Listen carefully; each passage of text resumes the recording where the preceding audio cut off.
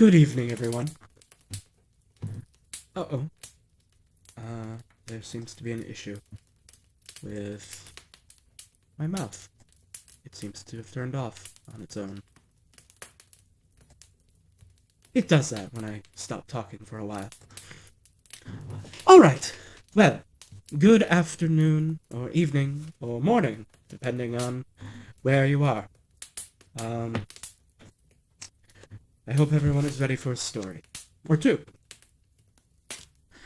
Tonight, we will be reading at least two, probably just two, stories from my collection of Grimm's fairy tales. The next two stories in the book are King Thrushbeard, which is what we will begin with tonight. And then after that, as King Thrushbeard is a somewhat short story, we shall then read The Wolf and the Seven Little Kids. If my voice sounds different tonight, I apologize. I have a bit of a stuffy nose. Pollen in the air where I live, I think. Unfortunate. Oops. I'm hitting the microphone with the book. Very sorry, very sorry. I hope that didn't spike your audio. Alright.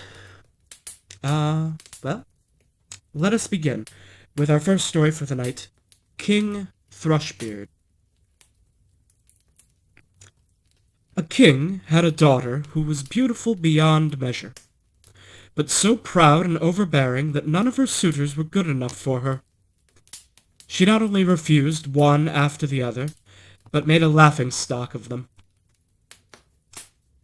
Once the king appointed a great feast, and bade all the marriageable men to it from far and near.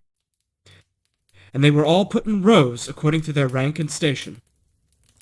First came the kings, then the princes, then the dukes, the earls, the barons, and lastly all the other noblemen.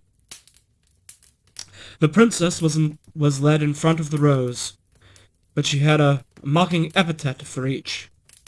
One was too fat. "What a tub!" said she. Another too tall. "Long and lean is ill to be seen," said she. A third too short. "Fat and short, not fit to court." A fourth was too pale. "A regular death's head." A fifth too red-faced. "A gamecock," she called him. The sixth was not well made enough. "Green wood ill-dried," cried she. So everyone had something against him, and she made especially merry over a good king who was very tall and whose chin had grown a little peaked. "Only look," cried she, laughing. "He has a chin like a thrush's beak." And from that time they called him King Thrushbeard. But the old king, when he saw that his daughter mocked everyone, and scorned all the assembled suitors, swore in his anger that she should have the first beggar that came to the door for a husband. A few days afterwards came a traveling ballad singer, and sang under the window in hopes of a small alms. When the king heard of it, he said that he must come in, and so the ballad singer entered in his dirty, tattered garments and sang before the king and his daughter. When he was done, he asked for a small reward. But the king said, "Your song has so well pleased me that I will give you my daughter to wife." The princess was horrified, but the king said, "I took an oath to give you the first beggar that came, and so it must be done." There was no remedy. The priest was fetched, and she had to be married to the ballad singer out of hand. When all was done, the king said, "Now, as you are a beggar wife and can stay no longer in my castle, so off with you and your husband." A beggar man led her away, and she was obligated to go forth with him on foot. On the way, they came to a great wood, and she asked, "Oh, whose is this forest, so thick and so fine?" He answered, "It is King Thrushbeard's, and might have been thine." And she cried. Oh, I was a silly young thing. I am afeard would I have taken that good King Thrushbeard. Then they passed through a meadow, and she asked, "Oh, whose is this meadow, so green and fine?" He answered, "It is King Thrushbeard's, and might have been thine." And she cried, "I was a silly young thing, I am afeard. Would I have taken that good King Thrushbeard." Then they passed through a great town, and she asked, "Whose is this city, so great and so fine?"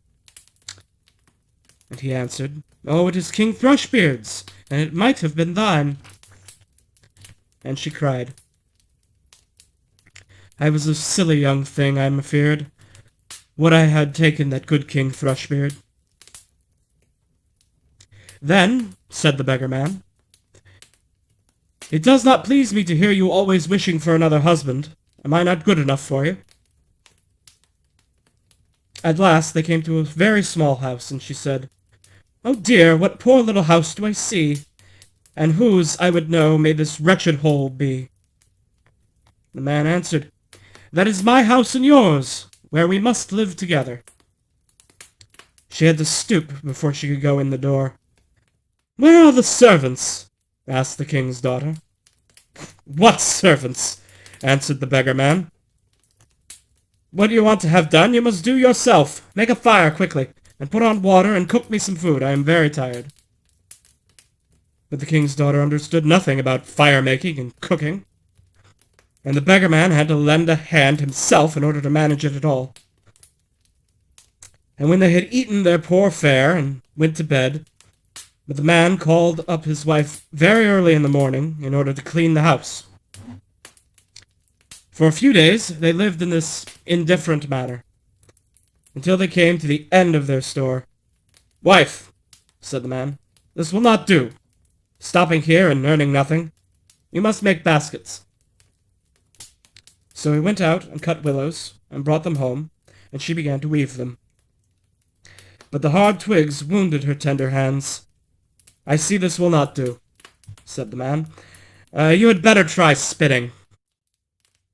So she sat down and tried to spin, but the harsh thread cut her soft fingers so that blood flowed. "Look now," said the man. "You are no good at any sort of work. I made a bad bargain when I took you. I must see what I can do to make a trade of pots and earthen vessels. You can sit in the market and offer them for sale." "Oh dear," thought she. "Suppose while I'm selling in market, people belonging to my father's kingdom should see me. How they would mock me." But there was no help for it. She had to submit or else die of hunger. The first day all went well. The people bought her wares eagerly, because she was so beautiful, and gave her whatever she asked, and some of them gave her the money and left the pots after all behind them. And they lived on these earnings as long as they lasted, and then the man bought a number of new pots. So she seated herself in the corner of the market, and stood the wares before her to sale. All at once a drunken horse soldier came plunging by, and rode straight into the midst of her pots, breaking them into 1,000 pieces. She could do nothing for weeping. "Oh dear, what will become of me?" cried she. "What will my husband say?" And she hastened home and told him of her misfortune. "Who ever heard of such a thing as sitting in the corner of the market with earthenware pots?" said the man. "Now leave off crying. I see you are not fit for any regular work. I have been asking at your father's castle if they want a kitchen maid, and they say they don't mind taking you. At any rate, they'll get your victuals for free." And the king's daughter became a kitchen maid, to be at the cook's beck and call, and to do the hardest work. In each of her pockets she fastened a little pot, and brought home in them whatever she had left, and upon that she and her husband were fed. It happened one day, when the wedding of the eldest prince was celebrated, the poor woman went upstairs, and stood by the parlor door to see what was going on. When the place was lighted up, and the company arrived, each person handsomer than the one before, and all was brilliancy and splendor. She thought on her own fate with a sad heart, and bewailed her former pride and haughtiness, which had brought her so low, and plunged her into great poverty. And as the rich and delicate dishes, smelling so good, were carried to and fro, every now and then the servants would throw her a few fragments, which she put in her pockets, intending to take home. And then the prince himself passed in, clothed in silk and velvet, with a gold chain around his neck. And when he saw the beautiful woman standing in the doorway, he seized her hand and urged her to dance with him. But she refused, all trembling, for she saw it was King Thrushbeard, who had come to court her, whom she had turned away with mocking. It was no use to her resisting. He drew her into the room, and all at once the band to which her pockets were fastened broke, and the pots fell out, and the soup ran about, and the fragments were all scattered around. And when the people saw that, there was a great laughter and mocking, and she felt so ashamed that she wished herself 1,000 fathoms underground. She rushed to the door to fly from the palace, when a man caught her just on the steps, and when she looked at him, it was King Thrushbeard again, and he said to her in a kind tone, "Do not be afraid. I and the beggar man with whom you have lived in the wretched little hut are one. For love of you, I disguised myself, and it was I who broke your pots in the guise of a horse soldier.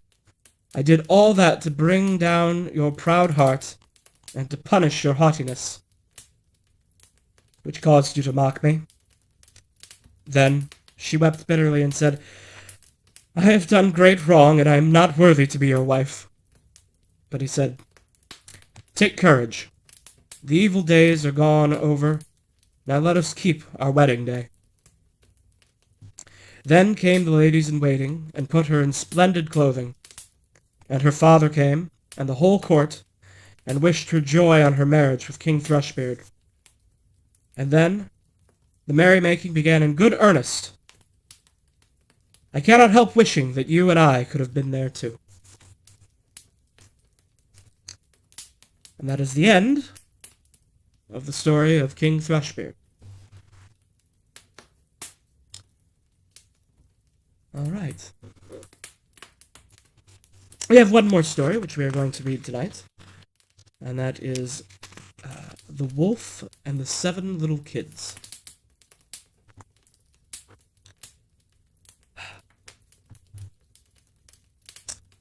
The Wolf and the 7 Little Kids.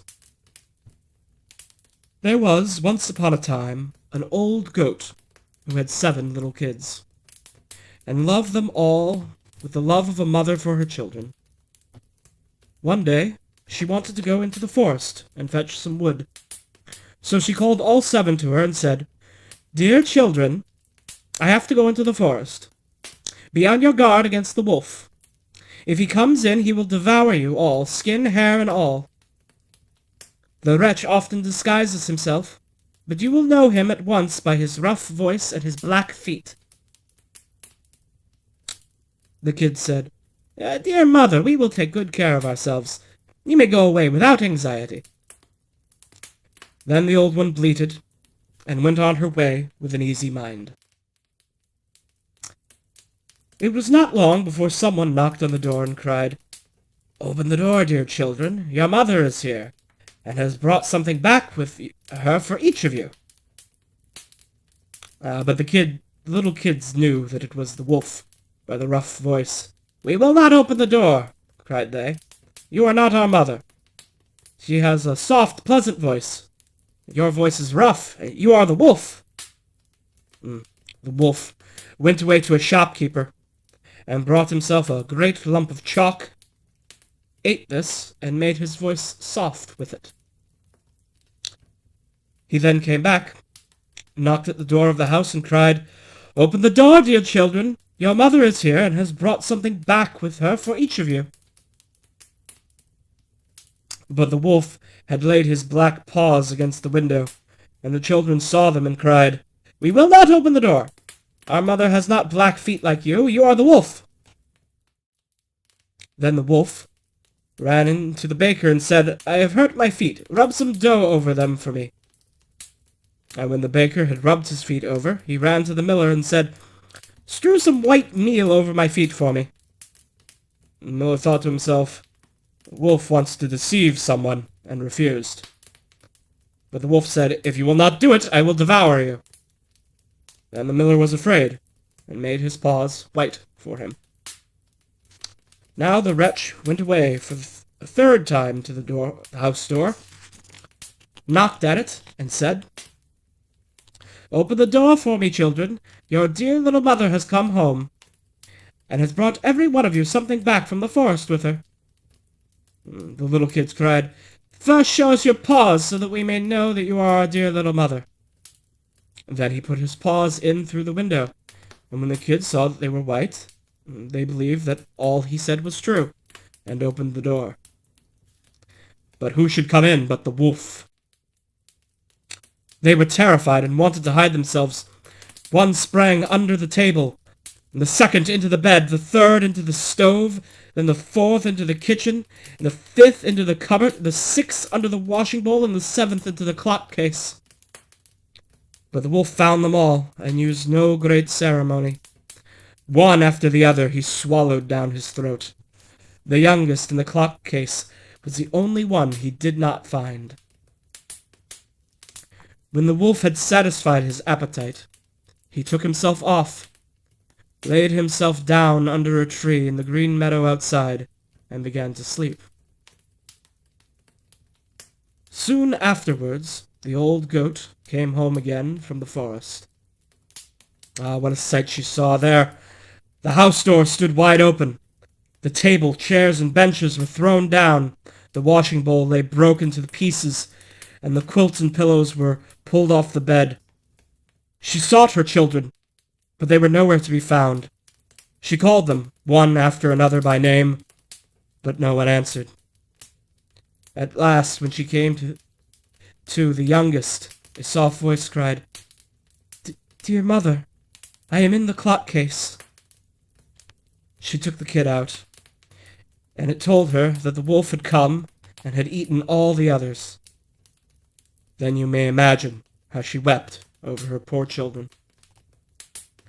At length, in her grief, she went out, and the youngest kid ran with her. When they came to the meadow, there lay the wolf by the tree, and snored so loud that the branches shook. She looked at him on every side and saw that something was moving and struggling in his gorged body. "Ah, heavens!" said she. "Is it possible that my poor children, whom he has swallowed down for his supper, can still be alive?" Then the kid had run home and fetched scissors and a needle and thread, and the goat cut open the monster's stomach, and hardly had she made one cut than one little kid thrust his head out. Then she had cut farther. All 6 sprang out one after another, and were all still alive, and had suffered no injury whatsoever, for in his greediness the monster had swallowed them down whole. What rejoicing there was! Then they embraced their dear mother and jumped like a tailor at his wedding. The mother, however, said, "Now go and look for some big stones, and we will fill the wicked beast's stomach with them, and while he is still asleep." Then the 7 kids dragged the stones thither with all speed, and put as many of them into his stomach as they could get in, and the mother sewed him back up again with the greatest haste, so that he was not aware of anything, and never once stirred. When the wolf at length had his sleep out, he got on his legs, and as the stones in his stomach made him very thirsty, he wanted to go to a well to drink. When he began to walk and to move about, the stones in his stomach knocked against each other and rattled. Then he cried, "What rumbles and tumbles against my poor bones? I thought 'twas 6 kids, but 'tis naught but big stones." And when he got to the well, and stooped over the water, and was just about to drink, the heavy stones made him fall in, and there was no help, for he had to drown miserably. When the 7 kids saw that, they came running to the spot and cried aloud, "The wolf is dead! The wolf is dead!" and danced for joy around the well with their mother. And that is the end of the wolf and the 7 little kids.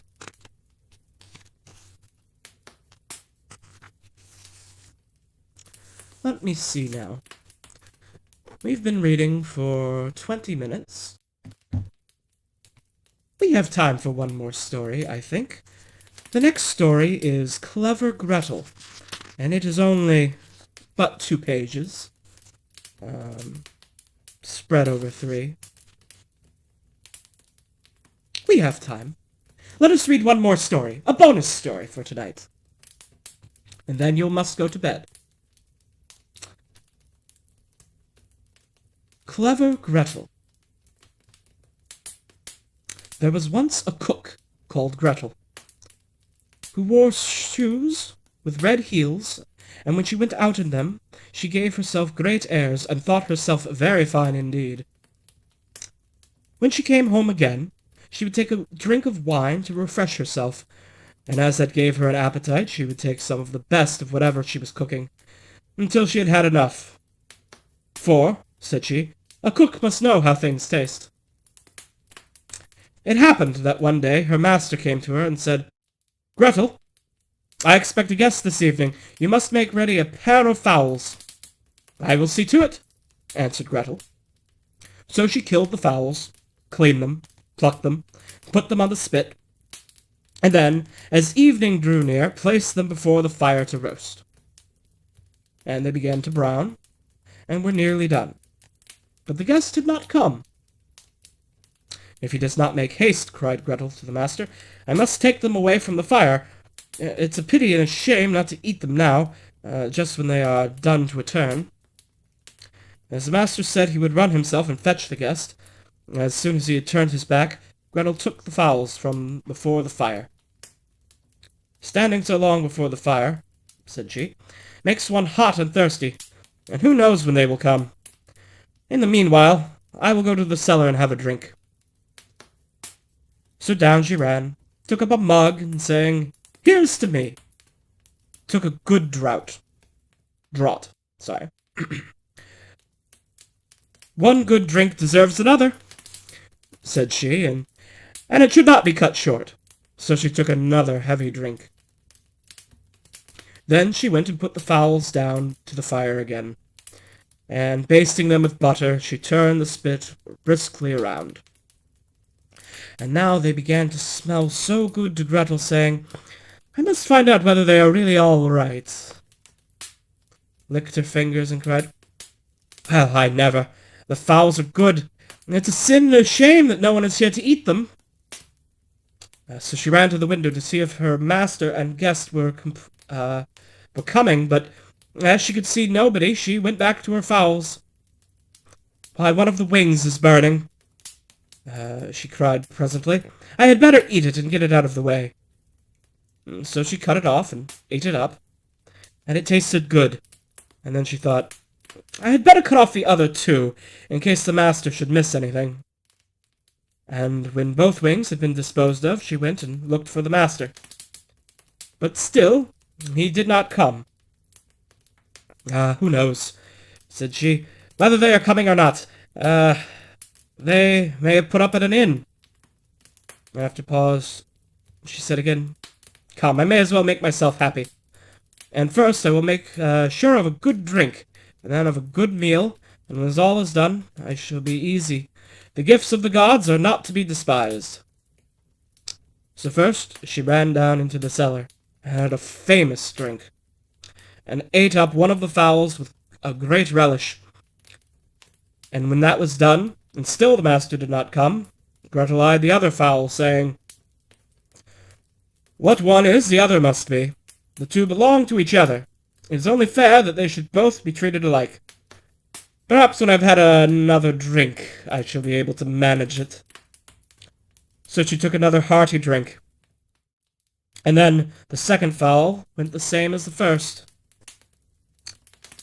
Just as she was in the middle of it, the master came back.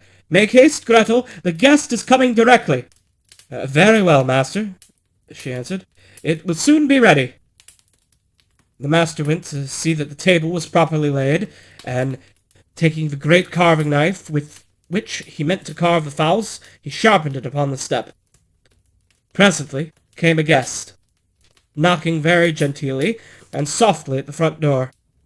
Gretel ran and looked to see who it was, and when she caught a sight of the guest, she put her finger on her lips, saying, "Hush! Make the best haste you can out of this, for if my master catches you, it will be bad for you. He asked you to come to supper, but he really means to cut off your ears. Just listen how he is sharpening the knife." The guest, hearing the noise of the sharpening, made off as fast as he could go. And Gretel ran, screaming to her master. "A pretty guest you have asked to the house," cried she. "How so, Gretel? What do you mean?" "What indeed?" she said. "Why, he has gone and run away with my pair of fowls that I had just dished up." That's pretty sort of conduct," said the master, feeling very sorry about the fowls. "He might have at least left me one, that I might have had something to eat." And he called out for him to stop, but the guest made as if he did not hear him, and then he ran after him, the knife still in his hand, crying out, "Only one! Only one!" Meaning that the guest should have let him have one of the fowls and not take both. But the guest had thought he meant only one of his ears, and so he ran much the faster, that he might get home with both of them safe. And that is the story of Clever Gretel.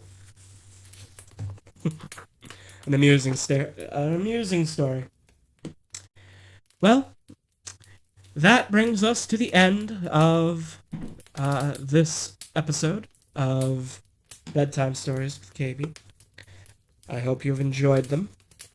Next week, we will continue with Grimm's Fairy Tales, and we will be reading The Water of Life, and perhaps also The Goose Girl. Thank you for watching. Thank you for listening.